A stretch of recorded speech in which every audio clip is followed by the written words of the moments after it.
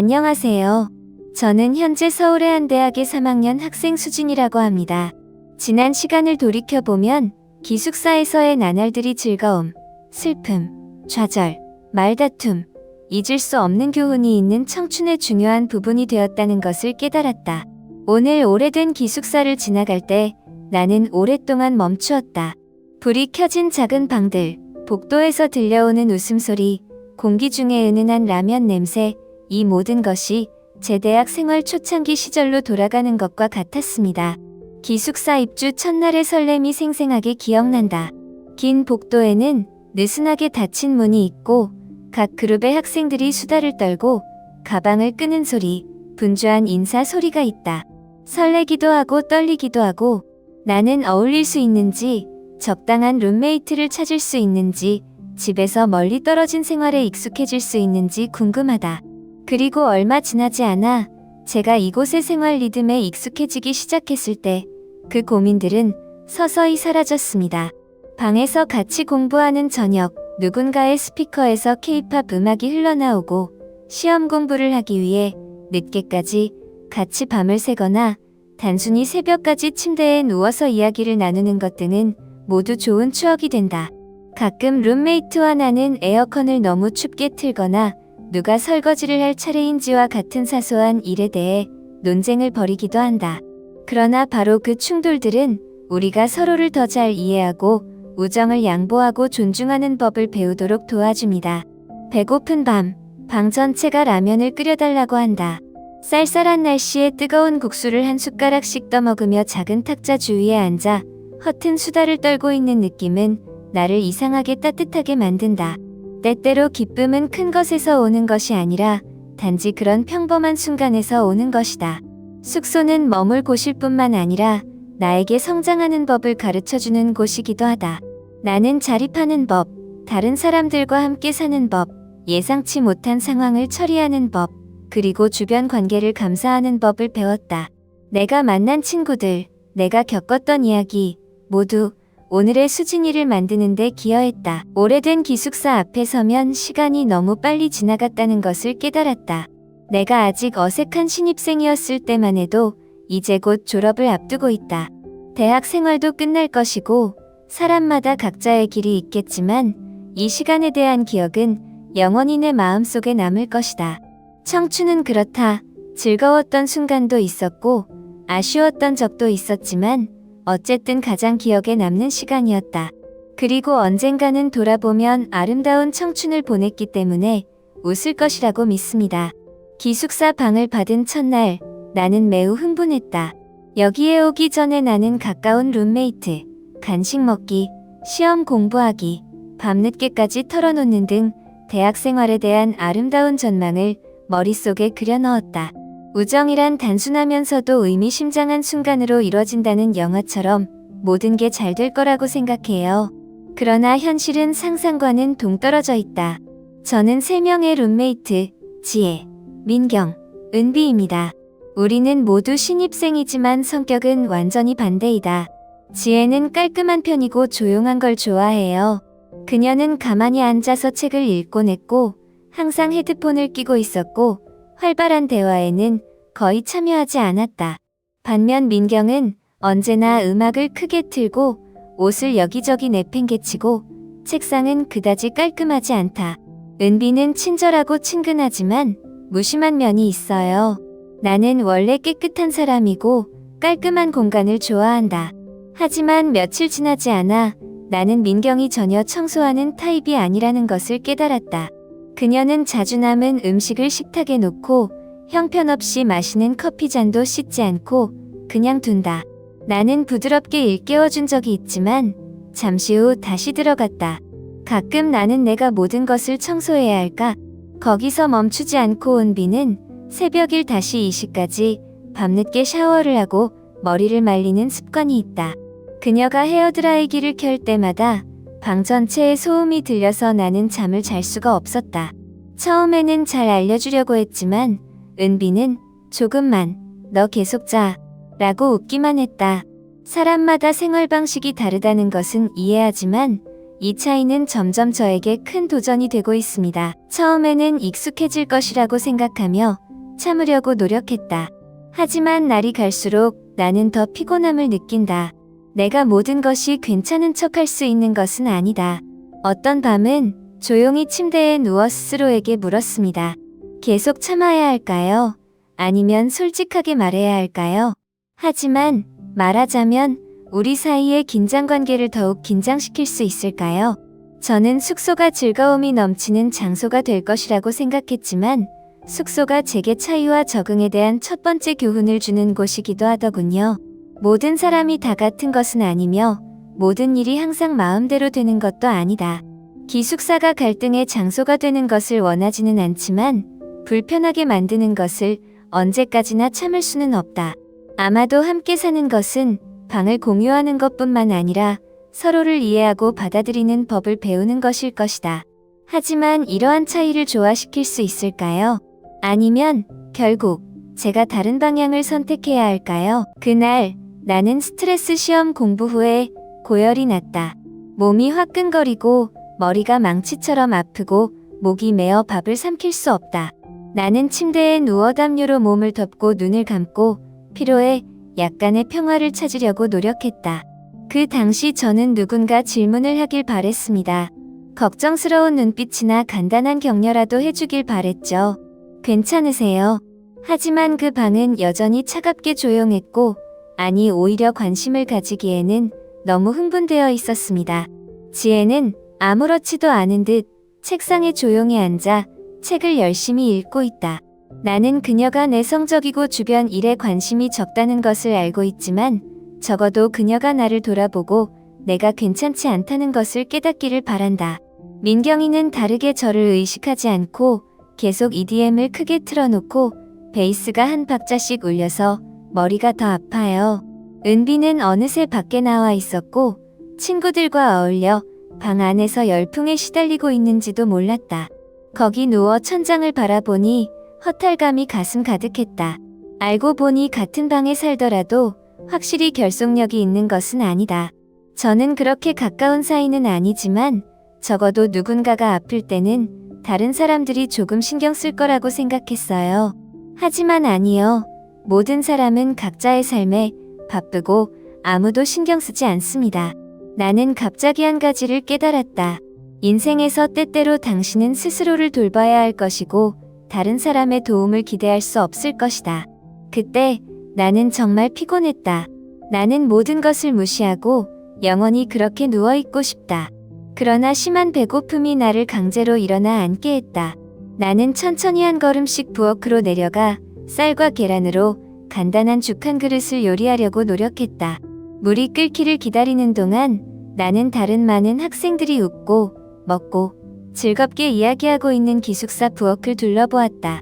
그들에게는 친구가 있고 관심을 갖는 사람이 있고 나는 아파도 여전히 혼자서 모든 것을 돌봐야 한다. 요리를 마친 후 나는 죽그릇을 방으로 가져갔다. 한 걸음 한 걸음이 무겁지만 육체 때문이 아니라 영혼 때문이다. 저는 누구에게도 화나지 않았지만 기숙사에 살 때, 집에서 멀리 떨어진 삶에 들어갈 때 여러분은 다른 사람들의 관심을 기대할 수 없다는 것을 깨달았습니다. 모든 사람이 당신의 감정에 주의를 기울이는 것은 아니며 당신이 필요할 때 모두가 기꺼이 도울 수는 없다. 그날 이후로 저는 제 사고방식을 바꿨습니다. 나는 더 이상 룸메이트에게 보살핌을 기대하지 않는다. 필요할 때를 대비해서 나는 스스로 서랍에 약을 준비했다. 나는 아플 때 자신을 돌볼 수 있도록 간단한 요리법을 배웠다. 나는 이 삶에서 자신을 먼저 돌보는 것이 가장 중요하다고 스스로에게 상기시킨다. 아마 이게 바로 기숙사 생활이 제게 가르쳐준 첫 번째 교훈일 거예요. 가족의 품을 떠날 때, 어머니가 더 이상 옆에 없을 때, 피곤해, 먹고 싶은 거 있어? 라고 물었을 때 나는 스스로 강해져야 한다는 것을 깨달았다. 청춘은 항상 즐겁기만 한 것은 아니며 때로는 외로운 순간이기도 하며 여러분이 스스로를 사랑할 줄 모른다면 누군가 여러분을 대신해서 그렇게 할 것이라고 기대하지 마세요. 그 이후로 저는 변하기 시작했습니다. 나는 더 이상 관심을 받지 못할 때 너무 민감하지 않으며 다른 사람들이 나를 신경 쓰지 않을 때 더 이상 비난하지 않는다. 나는 모든 사람이 자신의 삶이 있고 모든 사람이 걱정할 문제가 있다는 것을 이해한다. 사랑을 받고 싶다면 먼저 나 자신을 사랑해야 한다. 누구나 수능 공부가 가장 힘든 시기라고 생각하지만 사실은 대학 기말고사가 훨씬 더 가혹하다. 수능이 한 번만 있고 준비할 시간이 5년이나 있다면 대학에서는 매 학기가 지날 때마다 그 압력에 다시 직면하게 된다. 아무도 일찍부터 공부하라고 상기시키지 않고 짝짓기 교사가 없고 모든 것은 당신에게 달려있다. 나는 아직도 내 학생 시절 최악의 경험 중 하나인 2학년 경제학 시험을 생생하게 기억한다. 처음에는 매우 주관적이어서 마지막 며칠 동안 공부하면 충분하다고 생각했다. 저는 이 과목이 꽤 어렵다는 말을 많이 듣긴 했지만 제가 해낼 수 있다는 자신감이 생겼습니다. 그러나 시험 전날 밤만 남았을 때 나는 정말 아무것도 이해하지 못했다는 것을 깨달았다. 책에 있는 글은 공식, 그래프, 경제 이론 등으로 가득 차 있다. 제 머릿속은 엉망진창이었어요. 나는 당황하기 시작했다. 진한 커피를 3잔이나 연거푸 마셨는데 좀 더 지식을 주입할 수 있도록 졸음이 사라졌으면 좋겠다. 하지만 노력하면 할수록 내 머리는 더 혼란스러워진다.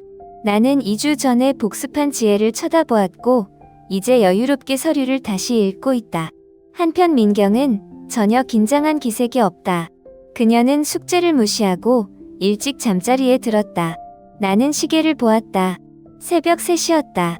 수면 부족으로 머리가 멍하고 눈이 따가워졌지만 공부를 멈출 수가 없었다. 조금 더 있으면, 1시간만 더 있으면 모든 것을 이해할 수 있을 거라고 스스로에게 말했습니다. 하지만 사실은 공부를 하면 할수록 더 절망감을 느낀다는 것이다. 그 당시 발끝까지 물이 차야 춤을 춘다는 느낌을 이해했지만 춤을 출 수 없었다. 다음 날 아침 나는 지친 몸으로 시험장에 걸어 들어갔다. 내 눈은 다크서클이 있고 수면 부족과 카페인 과다로 손이 떨린다. 시험지를 받았을 때 나는 갑자기 공허함을 느꼈다. 나는 기억을 더듬어 보려고 노력했지만 어젯밤에 배운 모든 것이 사라져 버렸다. 시험 문제들이 낯설고 낯설어 보여서 읽어본 기억이 나는데 정답을 기억할 수 없다. 절망 속에서 나는 몇 가지 답장을 마구 썼다. 약간의 행운이 있기를 바란다. 하지만 마음속 깊이 나는 내가 실패했다는 것을 안다. 결과를 받았을 때 예상했던 대로 나쁜 점수였다. 하지만 저를 실망시킨 것은 그 숫자가 아니라 제 자신이었어요. 나는 처음부터 게으름 때문에 자신을 어려운 상황에 빠뜨렸기 때문에 너무 주관적이고 시간을 합리적으로 정리할 줄 몰랐기 때문에 나 자신 외에는 누구도 비난할 수 없다. 그때부터 저는 변했습니다. 나는 더 이상 모든 것이 마지막 순간에 몰리지 않도록 더 일찍 공부할 계획을 세우기 시작했다. 나는 공부 시간을 쪼개서 매일 명확한 목표를 세웠다. 점차적으로 나는 공부가 계획되어 있다면 시험 공부를 위해 밤을 새울 필요도 없고 정신을 유지하기 위해 수리터의 커피를 마실 필요도 없다는 것을 깨달았다.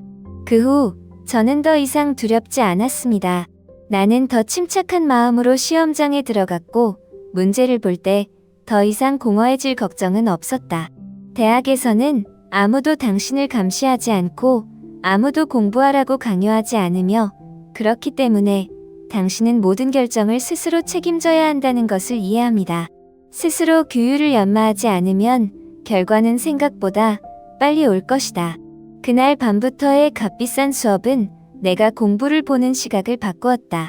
제 생각에 아마 누구나 대학 생활에서 그런 순간을 가질 수 있을 것 같습니다. 게으름이 대가를 치르게 될 것이라는 것을 깨닫는 순간 말입니다. 하지만 경험을 쌓으면 다시는 그런 일이 일어나지 않을 것입니다. 3년이 생각보다 빨리 지나갔어요. 무거운 가방을 들고 숙소에 들어선 첫날을 기억하며 설레는 마음과 걱정이 교차했다. 그러나 지금은 떠날 짐을 꾸리고 있다. 익숙한 방은 텅 비어 있었고 책상은 더 이상 책이 없었고 기념사진들도 내렸다. 모든 것이 처음 이사 왔을 때처럼 돌아왔지만 저는 더 이상 그날의 순진한 1학년 학생이 아니었습니다. 나는 기숙사를 떠나서 마음이 놓일 것이라고 생각했다.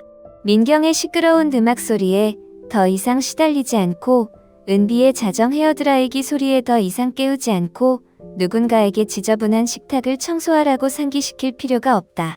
나는 나만의 공간, 나만의 조용한 방을 원했었다.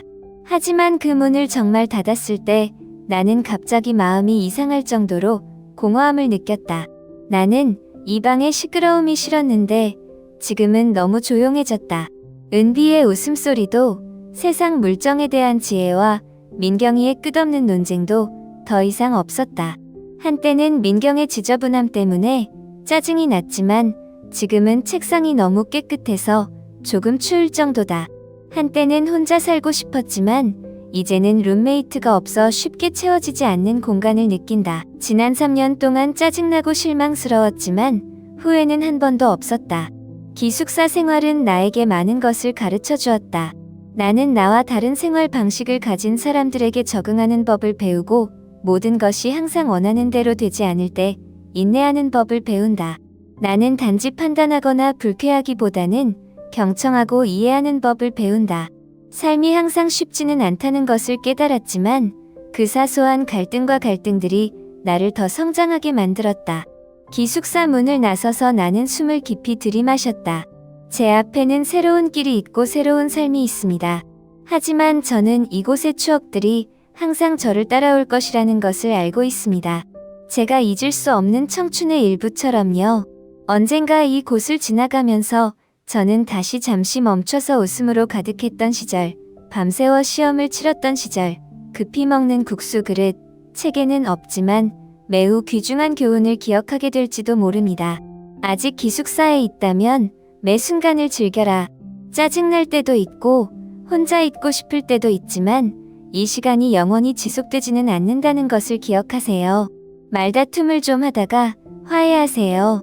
나중에 그 사소한 갈등들이 단지 공동생활의 일부일 뿐이라는 것을 깨닫게 될 것이고 때로는 돌이켜보면 즐거운 추억이 될 수도 있기 때문이다.